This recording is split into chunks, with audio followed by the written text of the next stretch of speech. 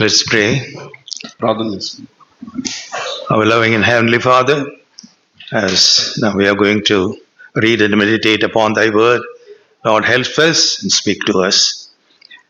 Remove from us all sleepiness and help us to be vigilant in Thy presence and listen to Thy word. Let the words of our mouth, the meditations of our heart be acceptable in Thy sight. We ask this prayer in Jesus' precious name. Amen. Now, turn to Genesis chapter 1. ఆదికాండము 1వ అధ్యాయం. We'll be taking a few verses here and there, and we are going to meditate how the physical creation illustrates the stages of salvation in our life. మరి ఇక్కడ కొన్ని వచనాలు చూస్తూ సృష్టి యొక్క క్రమము మన రక్షణలో ఉన్నటువంటి వేరే వేరే స్టేజెస్ ని అది ఎట్లా చూపిస్తుందో చూద్దాం. Chapter 1, verse 2. And the earth was without form and void, and darkness was upon the face of the deep. ఆదికాండం 1:2 మొదటి అధ్యాయం 2వ వచనం. భూమి నిరాకారంగాను శూన్యముగాను ఉండెను, చీకటి అగాధ జలములపై కమ్మి ఉండెను. This picture describes about an unbeliever's life. ఇది ఒక అవిశ్వాసి జీవితాన్ని చూపిస్తున్నటువంటి సంఘటన. If a man is without Christ, his life will be chaotic, full of confusion. క్రీస్తు లేని వ్యక్తి జీవితం అంతా అయోమయంగా ఉంటుంది. And he will be a servant of Satan. మరియు అతడు సాతానుకు దాసుడుగా ఉంటాడు. He does not care about God. దేవుని గురించి పట్టించుకోడు. He was born in sin. He will continue to sin. He will die in sin also. పాపంలో పుట్టాడు, పాపంలోనే కొనసాగి పాపంలోనే చనిపోతాడు. And destruction and eternal hell will be waiting for him. నాశనము నిత్య నరకము ఆయన కొరకు ఎదురు చూస్తుంటది. Psalm 14. Let us turn to Psalm 14. కీర్తన గ్రంథము 14వ కీర్తన. The fool say, let us read that verse. Psalm 14, verse 1 and 2. Psalm 14, 1 and 2. The fool hath said in his heart, there is no God, they are corrupt, and they have done abominable works. There is none that doeth good. The Lord looked down from heaven upon the children of men to see if there were any that did understand and seek God. So this psalm says, there is nobody in the earth seeking God. And this man says, there is no God. ఈ కీర్తన ఏం చెప్తుందంటే, దేవుడు చూస్తా ఉన్నాడు, యెహోవాను వెతికేటువంటి వారు ఎవరూ లేరు, దేవుడు లేడని బుద్ధిహీనులు చెప్పుకుంటున్నారు. Man thinks he is the God of his own life. మనోడు ఏమంటున్నాడంటే తానే తన జీవితానికి దేవుడు అనుకుంటున్నాడు. And they are corrupt and they have done abominable works. వారు చెడిపోయినటువంటి వారుగా ఉంటున్నారు, అసహ్య కార్యములు చేయుదురు. And there is none doing good. మేలు చేయువాడు ఒక్కడునూ లేడు. So people who don't have Christ, their life is a filthy life.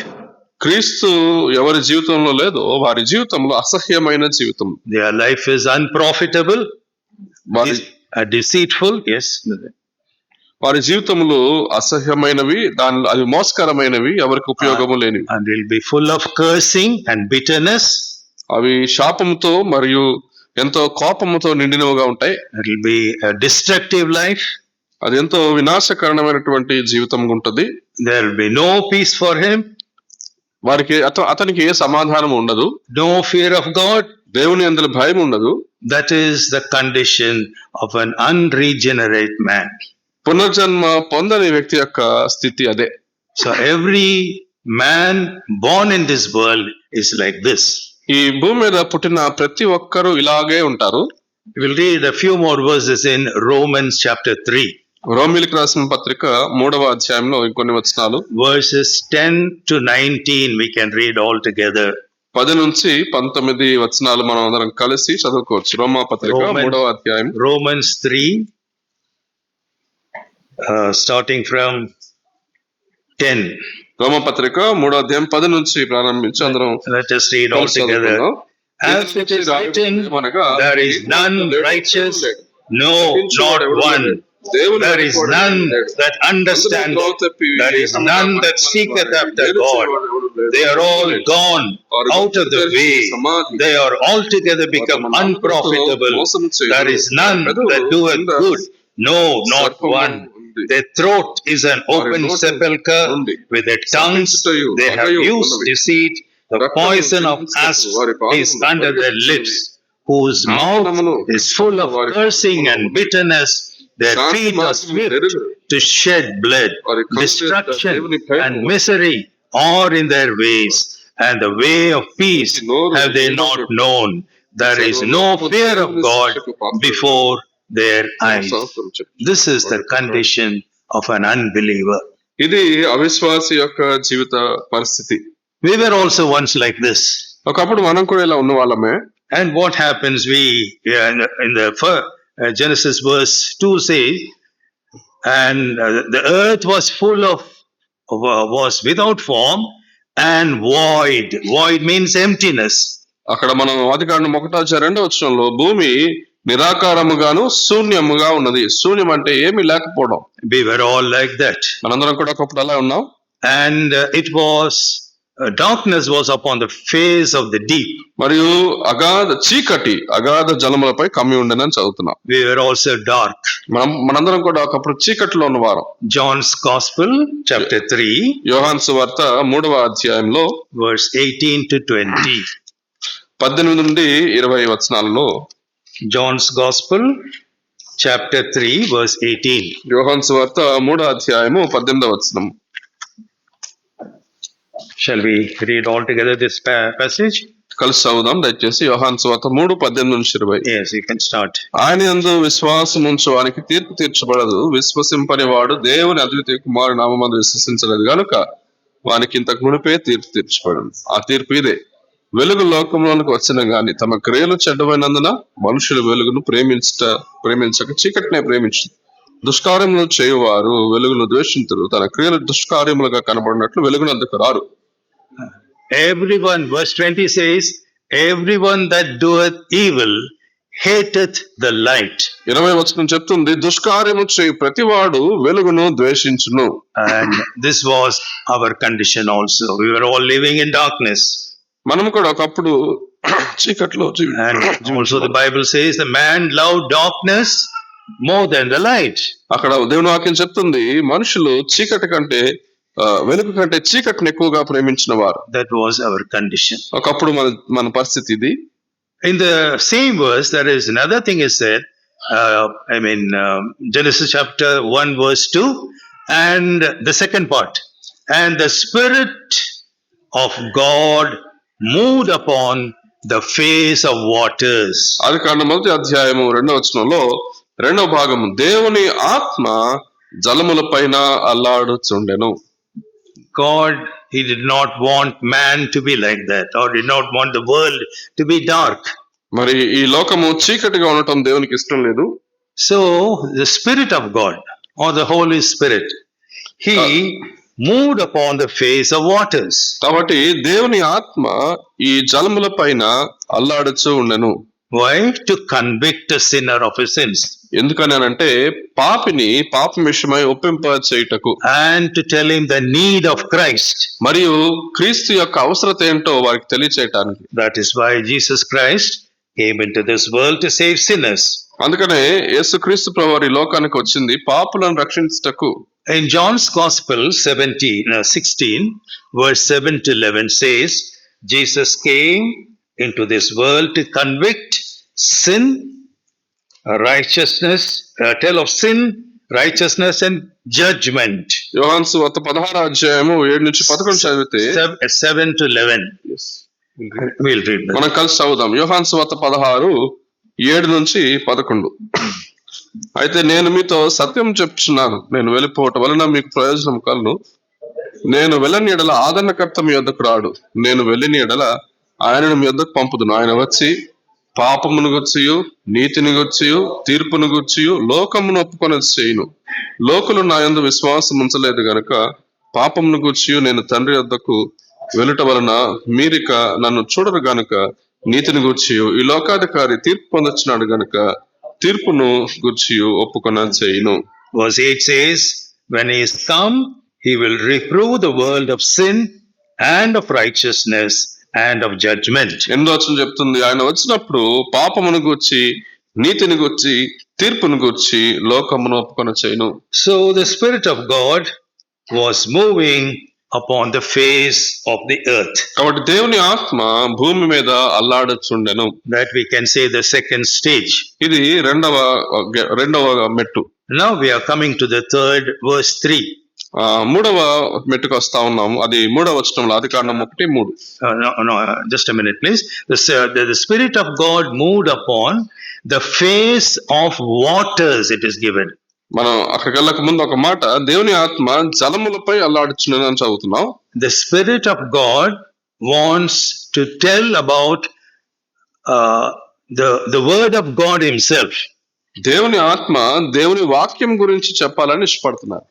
Here water means Word of God. ఇక్కడ నీరు అని అంటే దేవుని వాక్యం అని అర్థం. There are many words which tells about Word of God. అనేకమైనటువంటి వచనాలు ఉన్నాయి దేవుని వాక్యం గురించి. అవి Many pictures of God's Word. దేవుని వాక్యం గురించి అనేక వర్ణనలు ఉన్నాయి. We'll read all that one by one. అవన్నీ Jeremiah 23:29. ఇర్మియా గ్రంథం మొదటిది 23వ అధ్యాయము 29వ వచనం. Yes, you can read. ఇర్మియా గ్రంథము 23:29. 29 తీసుకున్నారన్న చదవచ్చు. నా మాట అగ్నివంటిది కాదా, బండని కొట్టుకునే ఇటువంటిది కాదా? Is not my word like a fire, says the Lord, and like a hammer that breaketh the rock? Yes, that's enough. So the Word of God is like a fire and it's like a hammer. దేవుని మాట అగ్ని వంటిది, దేవుని మాట సుత్తె వంటిది. Fire consumes all dross. అగ్ని అనేది సమస్తమైనటువంటి మలినాన్ని దహించి వేస్తుంది. And hammer breaks every hard thing. సుత్తే కఠినంగా ఉన్న వాటి అన్నిటిని బద్దలు చేసేదిగా ఉంటది. So when the Spirit was moving and he was trying to break the heart of men, hard heart, and remove all the dross from his life. కనుక దేవుని ఆత్మ మనిషి యొక్క హృదయం మీద అల్లాడుచు అతని హృదయంలో ఉన్నటువంటి మలినమంతటిని తీసివేయాలని అది చేస్తుండగా, దేవుని ఆత్మ చేస్తుండగా, the word of God is spoken of as lamp. దేవుని వాక్యము మరలా ఒక దీపముగా చెప్పబడతా ఉంది. Psalm 119 verse 105. కీర్తనల గ్రంథంలో 119వ కీర్తన 105వ వచనము. 119 105. 119వ కీర్తన 105వ వచనం. Your word is a lamp to my feet. నీ వాక్యము నా పాదములకు దీపము, నా త్రోవకు వెలుగై ఉన్నది. Word is a lamp unto my feet. Thy word is a lamp. నీ వాక్యము నా పాదములకు దీపమై ఉన్నది. So on those days when there was no electricity, everybody kept a lamp. ఆ రోజుల్లో విద్యుత్ లేనప్పుడు అందరూ ఒక దీపమును ఉంచుకునేవారు కదా. That was leading them in the correct way. ఆ దీపము సరైన మార్గంలో వాళ్ళు నడిపించేదిగా So in ఉంటుంది. the same way, Bible, God's word is a lamp unto our feet. అలాగే దేవుని వాక్యము మన పాదములకు దీపముగా ఉంటున్నది. James says that it is like a mirror. James 1:23. యాకోబు 1:23 అంటున్నాడు, వాక్యము అద్దము వలె ఉన్నది. James 1:23. యాకోబు 1:23. We'll read that verse, James 1:23. యాకోబు 1:23 చదువు. ఎవడైనను వాక్యమును వినువాడై ఉండి దాని ప్రకారము ప్రవర్తింపని వాడైతే వాడు అద్దములో తన సహజ ముఖమును చూచుకుని మనుష్యును పోలి ఉన్నాడు. He is like a man beholding his natural face in a glass. వాడు అద్దములో తన సహజ ముఖమును చూచుకుని వాడై So ఉన్నాడు.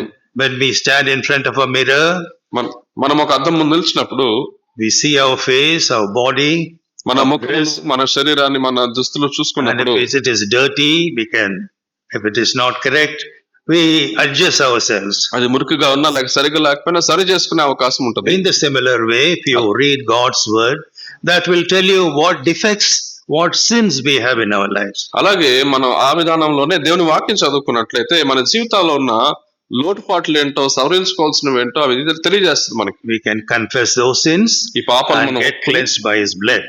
పాపాలు మనం ఒప్పుకొని ఆయన రక్తంలో కడగబడవచ్చు. And Peter says it is like milk. పేతురు చెప్తా ఉన్నాడు, ఇది వాక్యము పాల వంటిది. For a newborn babe, milk is necessary.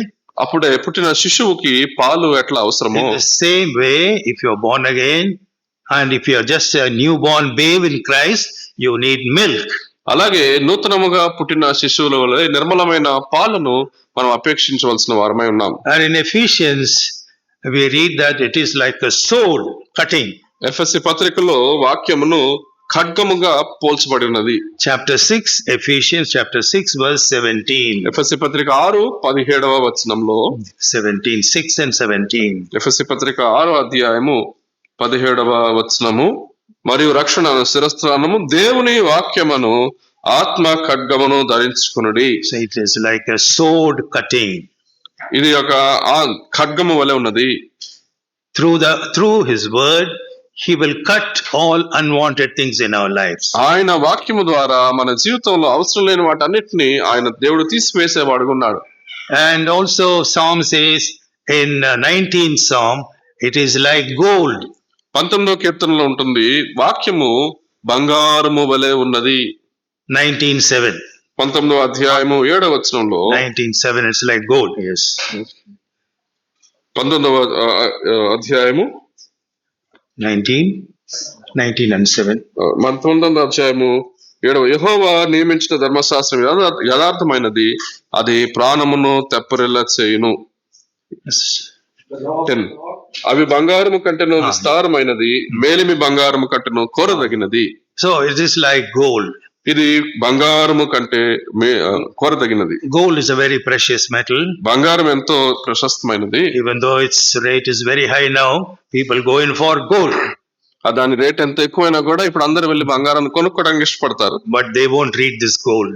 కానీ ఈ బంగారాన్ని చదవరు. How sad it is. ఎంత విచారం ఇది.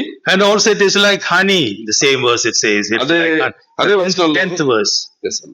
అదే వచనంలో 10th 10వ వచనంలో తేనె వంటిది అని కూడా రాయబడి ఉంది. And also in Matthew's Gospel chapter 4 verse 4, it is described as bread of life. అలాగే మత్తయి సువార్త 4వ అధ్యాయము 4వ వచనంలో మరి జీవమునిచ్చు ఆహారముగా అది అక్కడ రాయబడినది. So in different ways, God's word is explained in Bible. కాబట్టి దేవుని వాక్యము గురించినటువంటి వివరణలు పలు విధాలుగా ఇవ్వబడతా ఉన్నది. One more reference in Hebrews. మరొక రిఫరెన్స్ ఎక్కడంటే హెబ్రీ పత్రికలో Chapter 6, 6వ అధ్యాయము verse 19. 19వ వచనంలో, Which hope we have as an anchor of the soul, both sure and steadfast, and which entereth into that within the veil. ఈ నిరీక్షణ నిశ్చలమును స్థిరమునై మన ఆత్మకు లంగరవడి నుండి తెర లోపల ప్రవేశించుచున్నది. It's anchor of the soul. ఇది ఆత్మకు లంగరు వలె. So God's word is like anchor of the soul. కాబట్టి దేవుని వాక్యము ఆత్మకు లంగరు వలె ఉన్నది. And ships will have anchors. ఓడలకు లంగర్లు ఉంటాయి. They want to keep the anchor at ship at rest. They will drop these anchors 4 sides of the ship. ఓడను కదల్చకుండా ఒక చోట ఉంచాలనుకుంటే అప్పుడు ఓడ 4 దిక్కుల ఆ లంగర్ను వదులుతారు. It will not be moved even if there is a strong wind. అప్పుడు చాలా పెద్ద పెనుగాలు వేసినా కూడా ఆ ఓడ కదల్చబడదు. So in the same way, if you face difficulties in our life, if you concentrate on God's word and believe in God's word, you will not be shaken. అలాగే మన జీవితాలలో మరి సమస్యలు శ్రమలు ఉన్నప్పుడు దేవుని వాక్యం పైన మన దృష్టి నిలిపినప్పుడు మనం కదల్చబడం. And now coming back to Genesis chapter 1 and verse 2, God moved upon the face of the waters, that is given.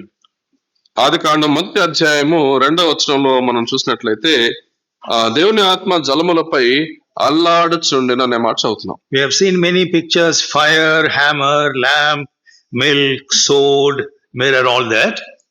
మనం చాలా వాక్యం గురించి వివరణ చూసాము. అది అగ్ని వంటిది, సుత్తి వంటిది, పాల వంటిది, అలా అనేకమైనవి. And water is also, it is a picture of God's word. కానీ నీరు కూడా దేవుని వాక్యానికి ఒక రూపంగా ఉన్నది. In John's Gospel, chapter 3, verse 5. యోహాను సువార్త 3 and 5. యోహాను సువార్త 3వ అధ్యాయం 5వ వచనంలో, Except a man be born of water and the Spirit, he cannot enter into the kingdom of God. ఒక వ్యక్తి నీటి మూలముగాను ఆత్మ మూలముగాను తిరిగి జన్మించితేనే గాని దేవుని రాజ్యమును చూడనేరడు. Water does not mean baptism here. ఇక్కడ నీరు అంటే బాప్తిస్మం అని అర్థం కాదు. It is God's word. ఇక్కడ నీరు అని అంటే దేవుని వాక్యం అనే అర్థం. We must be born of the Spirit and of water. మనం ఇక్కడ దేవుని ఆత్మ మూలముగాను నీటి మూలముగా కూడా జన్మించాలి. Ephesians chapter 5 and verse 26. ఎఫెసీ పత్రిక 5వ అధ్యాయము 26వ వచనంలో, Ephesians 5 and 26. ఎఫెసీ పత్రిక 5:26 Read that verse. అక్కడ మనం చదివితే, అది కలంకమైనను ముడతైనను అటుది మరేదైనను లేక పరిశుద్ధమైనదిగా నిర్దోషమైనదిగా ఉండునట్లుగా వాక్యముతో ఉదక స్నానము చేత దాన్ని పవిత్రపరిచి, that he might sanctify and cleanse it with the washing of waters by the word. వాక్యముతో ఉదక స్నానము చేత దానిని పవిత్రపరచి. Washing of water by the word. వాక్యముతో ఉదక స్నానము. So the water, just as water washes all dirt, God's word washes all dirt from our life. అలా ఎలా అయితే నీరు మనలో ఉన్న మురికిని తీసివేస్తుందో మన మీద నుండి, వాక్యము కూడా మన జీవితంలో ఉన్న మురికిని తీసివేస్తుంది. So the first stage in Genesis is chaos and confusion. కాబట్టి ఆది కాండంలో చూసిన మొదటి అడుగు ఎట్లా ఉందనంటే ఎంతో అయోమయంగా ఉంటా ఉన్నది. And the second stage is Holy Spirit is moving on the water. That tells about the conviction he gives in our life. రెండవ మెట్టు ఏమనుందంటే పరిశుద్ధాత్మ దేవుని ఆ జలములపై అల్లాడుచున్నాడు అనగా మనకు దేవుని ఆత్మ ఒప్పుకోలు కలగజేస్తూ ఉన్నాడు. The Holy Spirit convicts of our sins. పరిశుద్ధాత్మ మన పాపం విషయమై ఆయన ఒప్పింపజేస్తాడు. And he applies God's word also. మరియు దేవుని వాక్యాన్ని కూడా ఆయన మనకు అన్వయింపజేస్తా ఉన్నాడు. Because water is life giving. ఎందుకంటే నీరు జీవమునిచ్చేదిగా ఉంటది. A man can live without food for some days. ఒక వ్యక్తి నీరు లేక ఆహారం లేకుండా కొంత సమయం జీవించవచ్చు. But without water is very difficult to live. కానీ నీరు లేకుండా జీవించడం చాలా కష్టం. So water is life giving. కనుక నీరు జీవమునిచ్చేది. It is cleansing. అది పవిత్రపరిచినది. It is refreshing also. అది తిరిగి ఉత్తేజపరిచేది. So that is this third stage God is using. కాబట్టి ఇక్కడ 3వ మెట్టు అక్కడ మనం చూస్తా ఉన్నాం. And Genesis 1 and 3, we come to 1 and 3. ఆదికాండం 1వ అధ్యాయం 3వ వచనం చూస్తే, And God said, let there be light, and there was light. వెలుగు కమ్మని దేవుడు పలుకగా వెలుగు కలిగెను. Up to this time there was darkness and everything was empty. ఇక్కడ వరకు చీకటి ఉన్నది, సమస్తము శూన్యముగా ఉన్నది.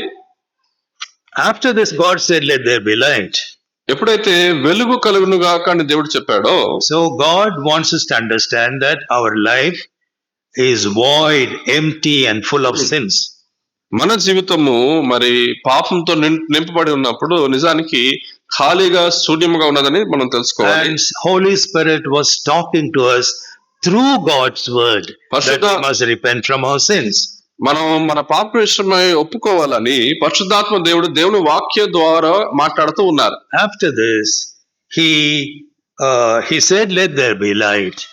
దీని తర్వాత వెలుగు కలుగును గాక అని చెప్పినప్పుడు, so Psalm 119 verse 130, కీర్తన గ్రంథము 119 130వ వచనంలో, 130, the entrance of thy word gives light. ఈ వాక్యము వెల్లడి అగుట తోడనే వెలుగు కలిగెను. So God's word gives us light. కనుక దేవుని వాక్యము మనకు వెలుగునిచ్చేదిగా ఉంటుంది. So sinners receives the knowledge of salvation through this light. కనుక పాపులైనటువంటి వారు ఈ వెలుగు ద్వారా రక్షణ గూర్చినటువంటి జ్ఞానమును పొందుకుంటారు. The light of this, let's read one verse, 2 Corinthians chapter 4, verse 4. అక్కడ మనం కొరింథీయులకు రాసిన 2వ పత్రిక 4వ అధ్యాయము 4వ వచనంలో ఈ మాట చదువుతాం కదా. 2వ కొరింథీయులు, In whom the God of this world hath blinded the minds of them which believe not, lest the light of the glorious gospel of Christ, who is the image of God, should shine upon them. దేవుని స్వరూపైన క్రీస్తు మహిమ కనుపరచు సువార్త ప్రకాశము వారికి ప్రకాశించకుండా నిమిత్తము యుగ సంబంధమైన దేవత అవిశ్వాసులైన మనోనేత్రములకు గుడ్డితనము కలుగజేసెను. So the light of the glorious gospel shines, then a sinner becomes a saint. కనుక క్రీస్తు మహిమ సువార్త ప్రకాశించినప్పుడు ఒక వ్యక్తి తన పాపముల గురించి అవగాహన కలిగి ఉంటాడు. That is how a sinner receives the knowledge of salvation. ఆ విధముగానే ఒక పాపి తన రక్షణ గురించిన జ్ఞానమును పొందుకుంటాడు. Ephesians chapter 5 verse 8 says, ఎఫెసీ పత్రిక 5వ అధ్యాయము 8వ వచనం చెప్తా ఉంది, For ye were sometimes darkness, but now are ye light in the Lord.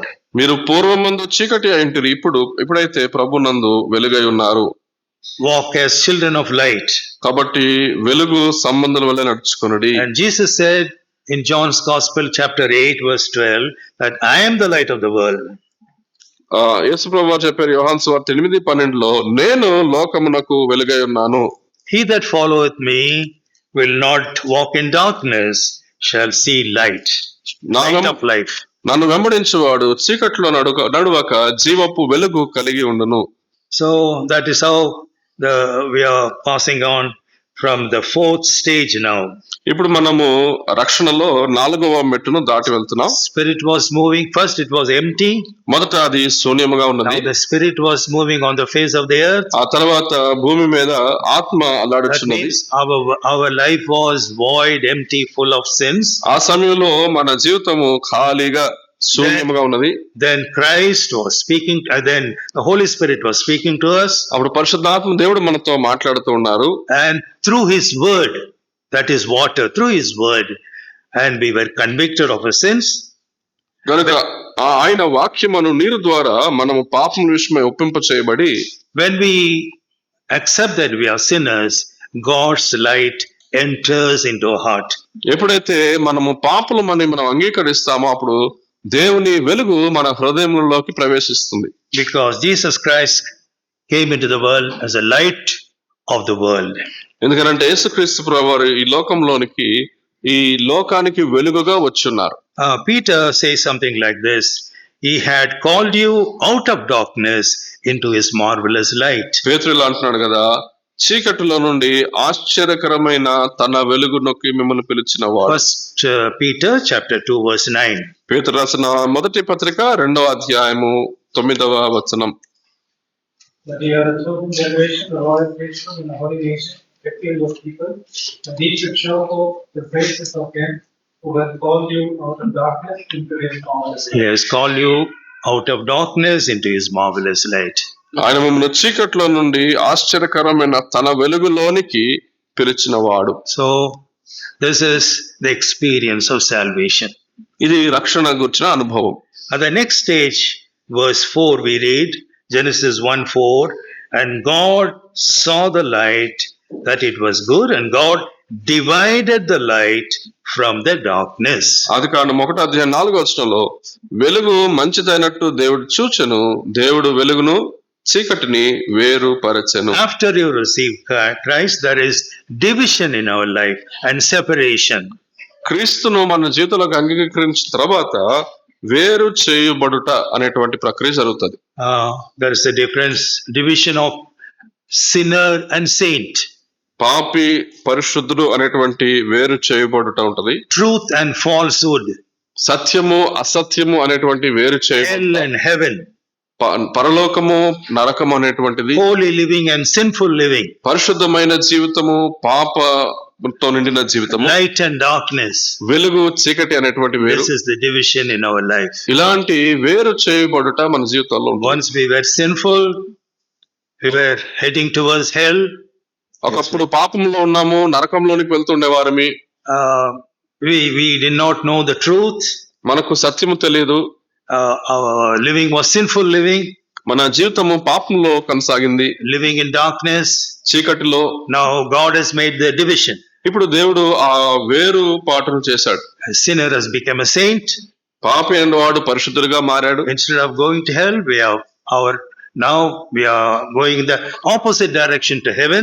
నరకానికి వెళ్ళేటువంటి వారము ఇప్పుడు మనం తిరిగి ఇటువైపు తిరిగి పరలోకం వైపు ప్రయాణం చేస్తున్నాం. Now our falsehood is much changed, and we know the truth, and we want to walk in truth. ఇప్పుడు మనలో ఉన్న అసత్యము అది మారిపోయింది, సత్యం ఎరిగిన వారమై సత్యములో నడవటానికి ఇష్టపడుతున్నాం. Our sinful, there is a change in our sinful life, and we want to live holy lives. పాపముతో నిండిన మన జీవితాలలో మార్పు ఉండి ఇప్పుడు పరిశుద్ధమైన జీవితాన్ని జీవించడానికి ఇష్టపడుతున్నాం. So this is the division God has made. కాబట్టి మన జీవితాల్లో దేవుడు చేసినటువంటి ఈ వేరుతనం ఇదే. And not only that, He wants us to live a separated life. అంత మాత్రమే కాదు గాని వేరు చేయబడిన జీవితాన్ని మనం జీవించాలని దేవుడు This కోరుతున్నాడు. morning we read up in 2 Corinthians chapter 6 what is meant by separated life. ఈ రోజు ఉదయకాలం మనం చూసాం కొరింథీ 2వ పత్రిక 6వ అధ్యాయంలో వేరు చేయబడిన జీవితము. So when the light of God enters into our life, we are saved, and there is a division in our life. We want to live a holy life. కనుక దేవుని వెలుగు మన జీవితంలోకి వచ్చినప్పుడు మన జీవితంలో ఒక వ్యత్యాసము ప్రారంభమవుతుంది. పరిశుద్ధమైన జీవితం జీవించడానికి మనం ఇష్టపడతాం. All of us who are saved, we know this experience. How that change has happened in our life. రక్షించబడిన మనందరిలో కూడా ఈ మార్పు మన జీవితంలో ఎలా కలుగుతుందో మనకు తెలుసు. We were going to cinema, enjoying this world, and foul talking was there. But when we accept Christ, everything has changed. ఒకప్పుడు సినిమాలకు వెళుతూ లోకంలో ఆనందిస్తూ మన నోట్ల నుంచి దుర్భాష వస్తూ ఇవన్నీ లోకంలో మనం జీవిస్తా ఉన్నాం, కానీ క్రీస్తు వచ్చినప్పుడు అవన్నీ మారిపోయాయి. So God divides our life like that. ఆ విధంగా దేవుడు మన జీవితాన్ని వేరుగా మార్చివేస్తాడు. Just as we read in this word that God divided light from the darkness, we were divided from the darkness into His marvelous light. ఎలా అయితే ఈ వచనంలో మనం చదువుతున్నామో దేవుడు వెలుగును చీకటి నుండి వేరు చేసినట్లుగా అలాగే మన జీవితంలో మన పాపం నుండి మనం వేరు చేయబడిన వారు. Now we have become children of light, and we are living a separated life, and we want to live for God. ఇప్పుడు మనము వెలుగు సంబంధులమై దేవుని కొరకు ప్రత్యేక పరచబడిన జీవితాలు జీవించడానికి ఇష్టపడుతున్నాం. And verse 11, in the same chapter, verse 11, Genesis 1:11, and God said, let the earth bring forth grass, the herb yielding seed, and fruit yielding tree yielding fruit after his kind, whose seed is in itself upon the earth. And it was so. ఆదికాండం 1:11 దేవుడు గడ్డిని విత్తనములిచ్చు చెట్లను భూమి మీద తమ తమ జాతి ప్రకారము తమలో విత్తనములు గల ఫలమిచ్చు ఫల వృక్షములను భూమి మొలిపించునుగా కాని పలుకగా ప్రకారమా. In the beginning there was darkness only. ఒకప్పుడు చీకటి మాత్రమే ఉంది.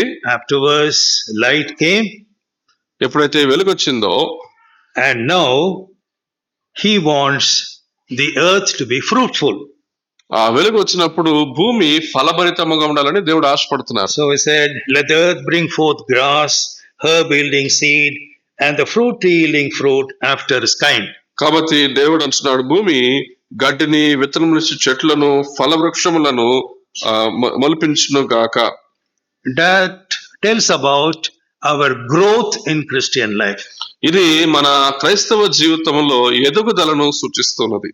The Spirit of God was talking to us, and the light of God entered in our hearts, become God's children, and God has divided us, and afterwards we must grow in the Lord.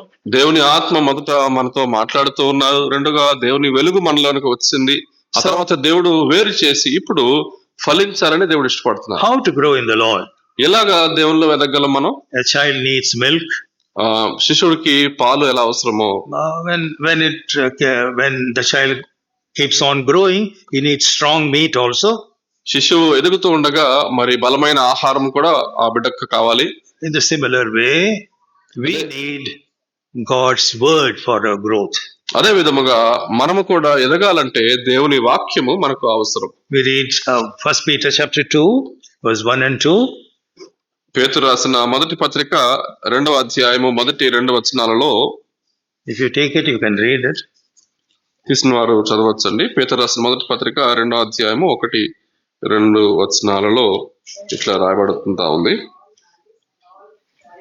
And who wishes and reads about this and you want it, that is sincerely from the word that We may grow. So, growth is very important. కాబట్టి ఎదుగుట ఎంతో ప్రాముఖ్యము. We must grow in grace also, the word of God says. దేవుని వాక్యం ఏం చెప్తుందంటే మనం కృపలో ఎదుగు వారముగా ఉండాలి. We must read God's word, only then we can grow. దేవుని వాక్యం చదివినప్పుడు మాత్రమే ఎదగగలము. We must grow in different things. అనేక విషయాల్లో మనం ఎదగాలి. Must grow in grace. కృపలో ఎదుగు వారముగా ఉండాలి. 2 Peter పేతురు రాసిన 2వ పత్రిక chapter 3, 3వ అధ్యాయము verse 18. 18వ వచనము.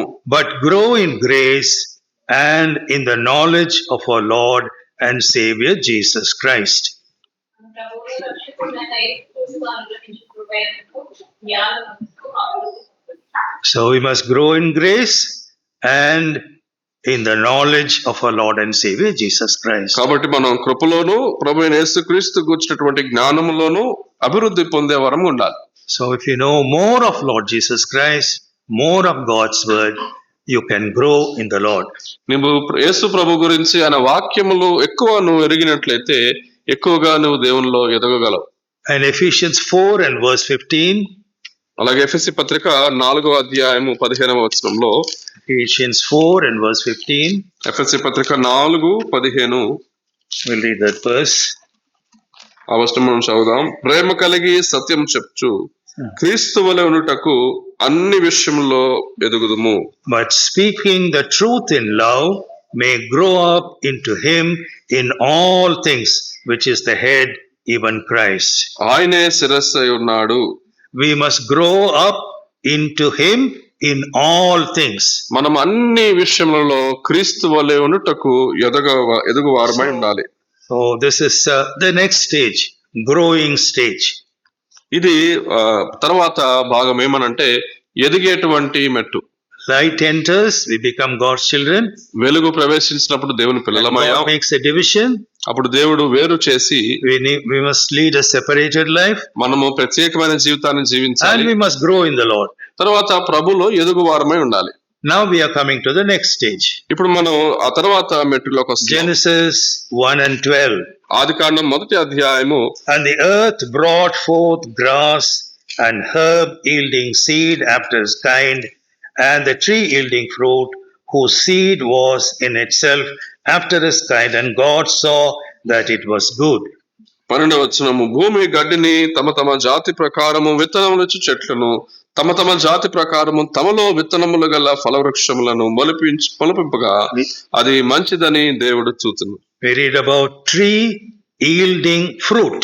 అక్కడ మనము ఫలమిచ్చు వృక్షములను గురించి So చదువుతున్నాం. God wants our lives to be full of fruits. కాబట్టి మన జీవితంలో ఫలభరితముగా ఉండాలని దేవుడు కోరుతూ We ఉన్నాడు. must bring fruit of the Spirit.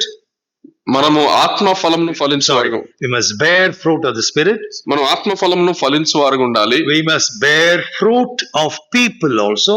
అలాగే ప్రజలు అనేటువంటి ఫలమును మనం ఫలించేవారు ఉండాలి. Every branch that beareth fruit, he purgeth it.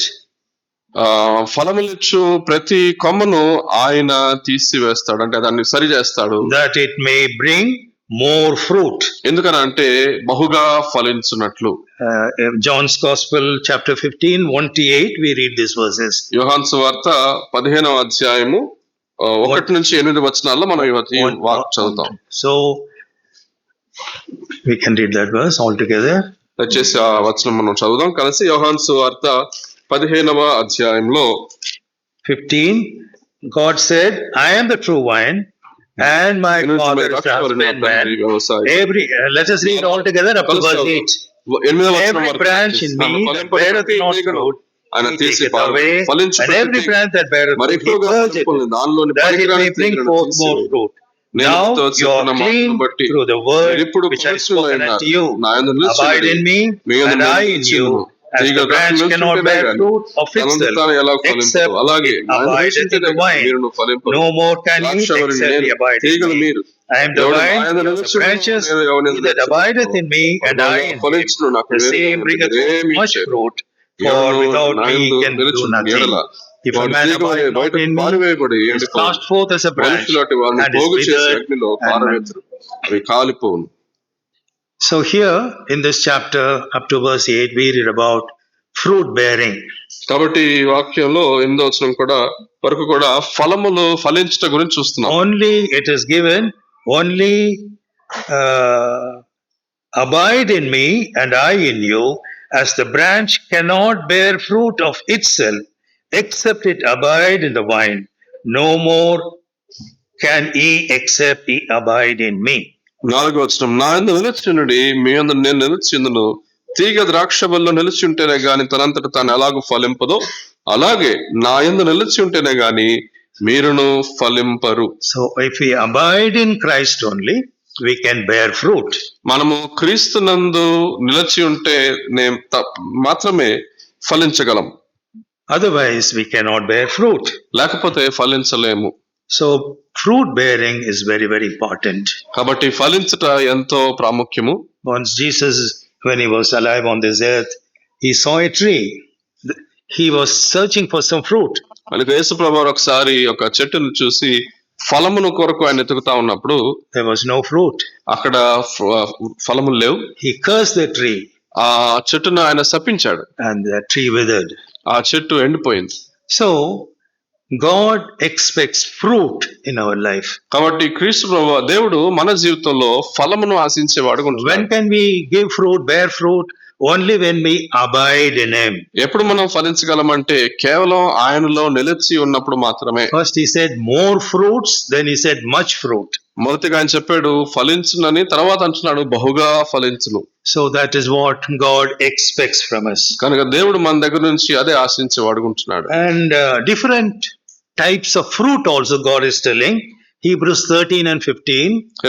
పలు రకాల ఫలముల గురించి కూడా దేవుని వాక్యం చెప్తా ఉంది. హెబ్రీ పత్రిక 13:15. The fruit of our lips giving thanks to him. ఆయనకు కృతజ్ఞతాస్తుతులు చెల్లించి మన జిహ్వ ఫలము. The fruit of our lips giving thanks to him. మన జిహ్వ ఫలములు ఆయన స్తుతించేటువంటివి. We must always be thankful. Not only we tell about God to others, we must be thankful to him. We must be praising him, adoring him, worshipping him. ఇతరులతో ఆయన గురించి పంచుకున్నప్పుడు మాత్రమే కాదు కానీ వ్యక్తిగతంగా కూడా దేవుని స్తుతిస్తూ ఆరాధిస్తూ గణపరుస్తూ ఆయనకు జిహ్వ ఫలమును అర్పించే వారం ఉండాలి. Okay, that is the next stage, fruit bearing. ఇది తర్వాత స్థాయి ఏంటంటే ఫలించుట. And the next stage, we'll read this verse 1 and 26. ఆ తర్వాత మనం చదువుతున్నాం ఆదికాండం 1 and 26. 26వ వచనం. And God, Genesis 1:26, and God said, let us make దేవుడు man మన in our స్వరూపమందు image, మన after our పోలికలో likeness, చొప్పున and let them have నరుని dominion over వారి the fish సముద్రపు of the చేపలను sea, ఆకాశ పక్షులను and పశువులను over the సమస్త fowl భూమిని of the భూమి air, మీద and over the cattle, and over all the earth, ఏలుదురుగాక and over every creeping thing. In between, you read a word dominion. అక్కడ మనం ఒక మాట చదువుతున్నాము ఏలుదురుగాక. So, Lord, that should be, he must have, man should have dominion over the fish. అక్కడ చేపల మీద కూడా మానవుడికి ఏలుబడి చేసేటువంటి స్థితి ఉండాలి. That means దాని అర్థం, believers must let Christ rule our life. దాని అర్థం ఏంటంటే క్రీస్తు మన జీవితంలో ఏలుబడి చేయుటకు విశ్వాసమైన మనము అనుమతి ఇవ్వాలి. We must know that he is not only our savior, ఆయన మన రక్షకుడు మాత్రమే కాదు గాని he is the Lord of our life. మన జీవితాలకు ప్రభువై ఉన్నాడని ఎరుగాలి. He is the Lord of lords and King of kings. ఆయన రాజులకు రాజు ప్రభులకు ప్రభువై ఉన్నాడు. So we must give lordship to him. కాబట్టి మన జీవితంలో ఆయనకు ప్రభువు స్థానం ఇవ్వాలి. That means whatever he says, we must obey. దాని అర్థం ఏంటంటే ఆయన చెప్పిన మాటకు మనం లోబడే వారంగా ఉండాలి. Whatever expects of us, we must obey. ఆయన మన దగ్గర నుంచి ఏం ఆశిస్తున్నాడో అది మనం చేసే వారంగా ఉండాలి. We mustn't go in our own way. We don't think I am the Lord of my life. మనము మన సొంత మార్గంలో వెళ్తూ నా జీవితానికి నేనే ప్రభువుని అన్నట్టుగా ఉండకూడదు. Remember that God is He himself is the Lord of our lives. కనుక ప్రభువే మన జీవితాలకు ప్రభువు అయి ఉన్నాడని మనం జ్ఞాపకం ఉంచుకోవాలి. So that is the next stage in a Christian life. ఇది మన జీవితంలో క్రైస్తవ జీవితంలో తర్వాత మెట్టై ఉన్నది. And the next stage, verse 27. ఆ తర్వాత 27వ వచనంలో God created man in his own image. In the image of God created him. Male and female created he them. దేవుడు తన స్వరూపమందు నరుని సృజించెను, దేవుని స్వరూపమందు వారిని సృజించెను, స్త్రీని గాను పురుషుని గాను వారిని సృజించెను. God created Adam and Eve in his own image. దేవుడు ఆదామును హవ్వను ఆయన స్వరూపంలో సృజించాడు. But through sin, that image was marred. కానీ పాపమును బట్టి ఆ స్వరూపము పాడైపోయింది. So God wants to recreate us. కాబట్టి దేవుడు తిరిగి మనల్ని సృష్టించాలని అనుకుంటున్నాడు. As we read God's word, and our image will become like God's image. అలాగ మనం దేవుని వాక్యం చదువుతా ఉన్నప్పుడు మనము ఆయన స్వరూపంలోనికి మార్చబడతాం. That is God's greatest desire in our life. మన జీవితాల్లో దేవుని యొక్క గొప్ప ఆశ అదే ఉన్నది. We read this verse this morning also, 1 John chapter 3. యోహాను రాసిన మొదటి పత్రిక 3వ అధ్యాయంలో ఈ మాట చదివాం. First 3 verses we can read. John 3, 1, 2 and 3. Behold, what manner of love the Father hath bestowed upon us, that we should be called the sons of God. Therefore, the world knoweth us not, because it knew him not. Beloved, now are we sons of God, and it doth not appear what we shall be. But we know that when he shall appear, we shall be like him, for we shall see him as he is. So when he appears, we shall be like him. కాబట్టి ఆయన ప్రత్యక్షమైనప్పుడు మనము ఆయనను పోలి ఉంటాము. So that is what God expects of us. దేవుడు మన నుంచి ఆశించేది అదే. Because of sin, everything, how we destroyed our life, how we marred our life. మన జీవితాన్ని మనం ఇప్పటికే ఆయన ఇచ్చిన స్వరూపాన్ని మనం పాడు చేశాం. Through Christ's salvation, through the Spirit of God, through the Word of God, He is renewing our life day after day. కానీ ప్రభు ఇచ్చిన రక్షణను బట్టి, ఆయన వాక్యాన్ని బట్టి, ఆయన ఆత్మను బట్టి, And one day when He ప్రతిదినము మన జీవితాన్ని ఆయన నూతన పరుస్తూ ఉన్నాడు. One day when He appears, we shall be like Him. ఒక దినమున ఆయన ప్రత్యక్షమైనప్పుడు మనము ఆయనను పోలి ఉందుము. We shall see Him as He is. ఆయన ఉన్నట్లుగానే ఆయనను చూతుము. That is what God expects of us. ఇది దేవుడు మనకిచ్చినటువంటి మన మీద ఉన్నటువంటి నిరీక్షణ.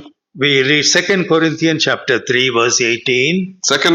కొరింథీయుల 2వ పత్రిక 3వ అధ్యాయము 18వ వచనం చదువుతున్నాం. 2 Corinthians chapter 3. కొరింథీయుల 2వ పత్రిక 3వ అధ్యాయంలో chapter 3 verse 18. 3వ అధ్యాయము 18వ వచనం. మనమందరము ముసుగు లేని ముఖములతో ప్రభు యొక్క మహిమను అద్దం వలె ప్రతిఫలింపు చేయొచ్చు, మహిమ నుండి అధిక మహిమను పొందొచ్చు, ప్రభు ఆత్మ చేత ఆ పోలికగానే మార్చబడుచున్నాము. We are changed into the same image from glory to glory, even as by the Spirit of the Lord. మనమందరము కూడా ఆత్మ మూలముగానే మహిమ నుండి అధిక మహిమను పొందుతూ ఉన్నాం. So we are to be changed from glory to glory. కాబట్టి మనము మహిమ నుండి అధిక మహిమకు మారుతూ రావాలి. So this is what the Lord expects of us. దేవుడు మన నుంచి ఇదే ఆశిస్తున్నాడు. And next stage is blessing. తర్వాత మెట్టు ఏంటంటే ఆశీర్వాదము. God called Adam and Eve and blessed them. దేవుడు ఆదామును హవ్వను పిలిచి వారిని ఆశీర్వదించారు. Verse 22, God blessed them, saying, be fruitful and multiply, and fill the waters in the seas, and let fowl multiply in the earth. ఆదికాండం 1:22 దేవుడు వారిని పిలిచి అంటున్నాడు ఆదామునవును, మీరు ఫలించి అభివృద్ధి పొంది సముద్ర జలములలో నిండి ఉండి పక్షుల భూమి మీద విస్తరించును గాక అని వాటిని ఆశీర్వదించారు. God blessed his creation. Afterwards he blessed Adam and Eve also. దేవుడు తన సృష్టిని దీవించి తర్వాత ఆదామును హవ్వను కూడా దీవించారు. Verse 28, God blessed them, and God said unto them, be fruitful and multiply, and replenish the earth, and subdue it, and have dominion over the fish of the sea, over the fowl of the air, over every living thing that moveth upon the earth. 28 దేవుడు వారిని ఆశీర్వదించను ఎట్లనగా, మీరు ఫలించి అభివృద్ధి పొంది విస్తరించి భూమిని నిండించి దానిని లోపర్చుకున్నది, సముద్రపు చేపలను ఆకాశ పక్షులను భూమి మీద పాకు ప్రతి జీవిని ఏలుడి అని దేవుడు వారితో చెప్పాను. Now as we are conformed to God's image, God blesses us and we become more and more fruitful. మనము దేవుని పోలికగా మార్చబడుతూ ఉండగా ప్రభు మనల్ని ఆశీర్వదించగా మనం ఇంకా ఇంకా ఫలించే వారంగా ఉంటాం. And the last stage is chapter 2 verse 1. చివరి ఆ మెట్టు ఏంటంటే మన రక్షణలో 2వ అధ్యాయం ఆదికాండం 1వ వచనం. Verse 2, sorry. And on the 7th day God ended his work which he had made, and he rested on the 7th day from all his work which he had made. 2వ అధ్యాయంలో 2వ వచనం, దేవుడు తాను చేసిన తన పని 7వ దినములోగా సంపూర్తి చేసి తాను చేసిన తన పని అంతటి నుండి 7వ దినమున విశ్రమించెను. God rested on the 7th day. దేవుడు 7వ దినమున విశ్రమించెను.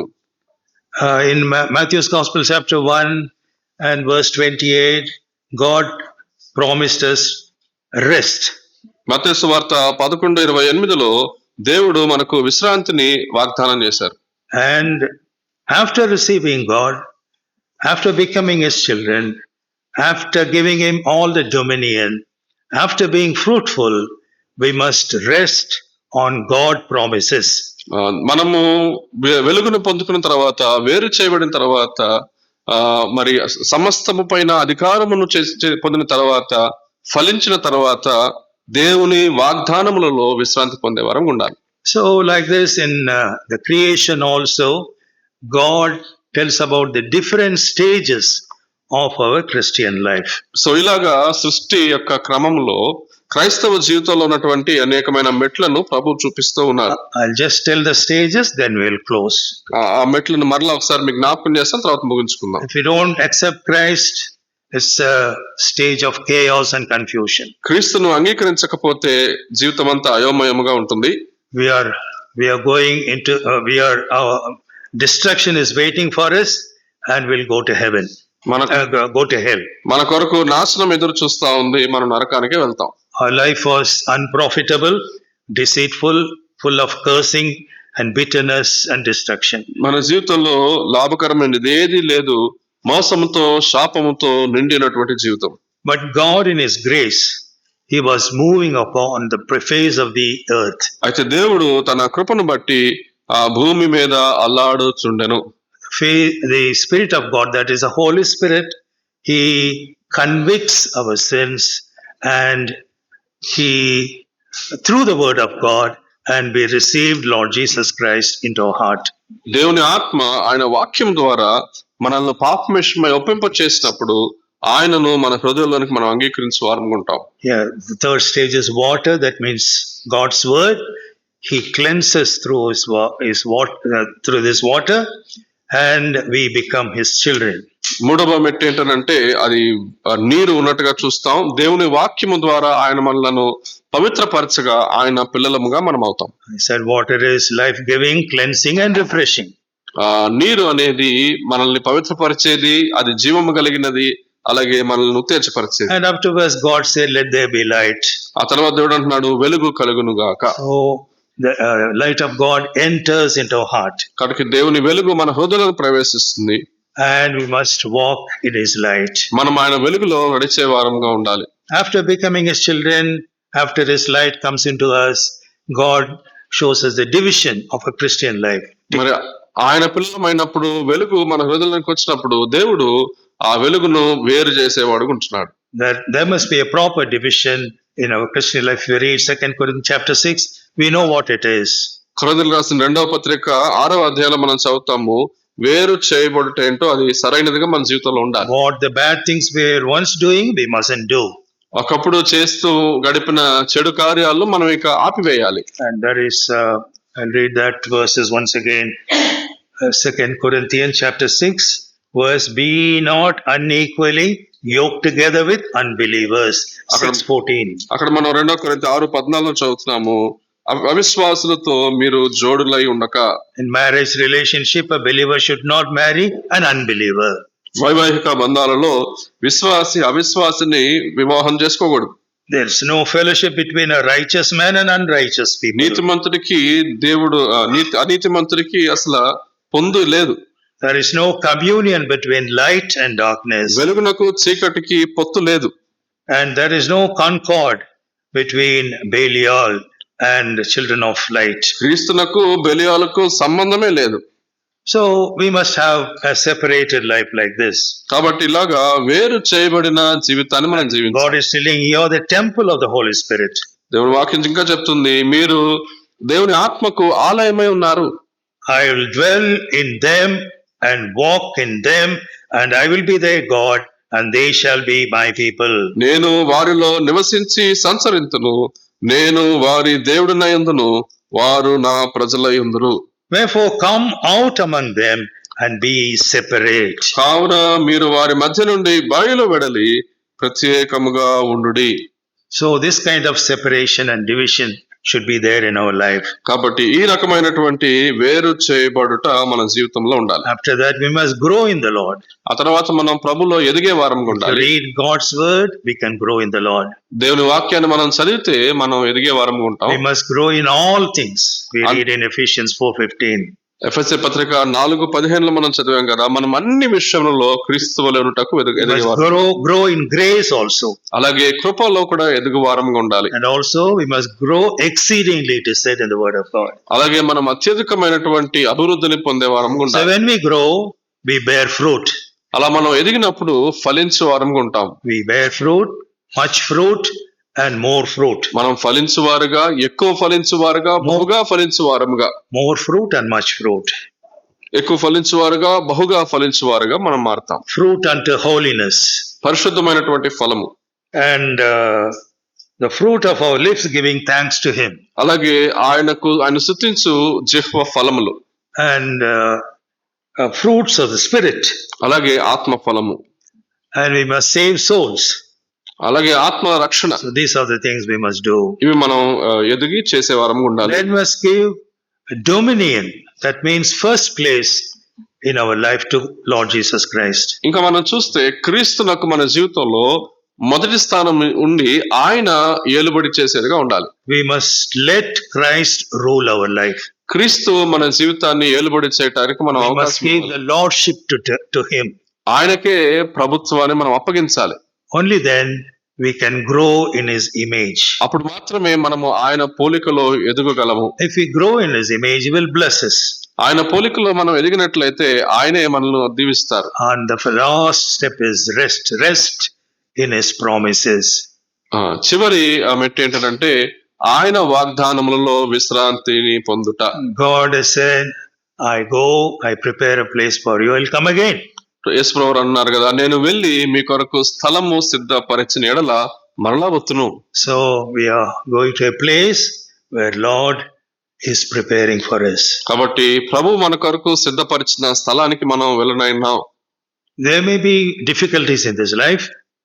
ఈ లోకంలో మనకి జీవితంలో కొన్ని శ్రమలు రావచ్చు. We may be depressed about so many things. అనేక విషయాల విషయంలో మనం నిరుత్సాహంగా ఉండవచ్చు. But keep believing God's promises. అయితే దేవుని వాగ్దానాలు మనం నమ్ముతూ ఉంటే All these things, difficulties will one day disappear, and God will come and he will take us to heaven. ఈ శ్రమలన్నీ ఒక దినమున అవి తరిగిపోతాయి. యేసు ప్రభువారు వచ్చి మనల్ని పరలోకానికి తీసుకువెళ్తారు. May the Lord bless his words. ఈ మాటలను ప్రభు దీవించును గాక.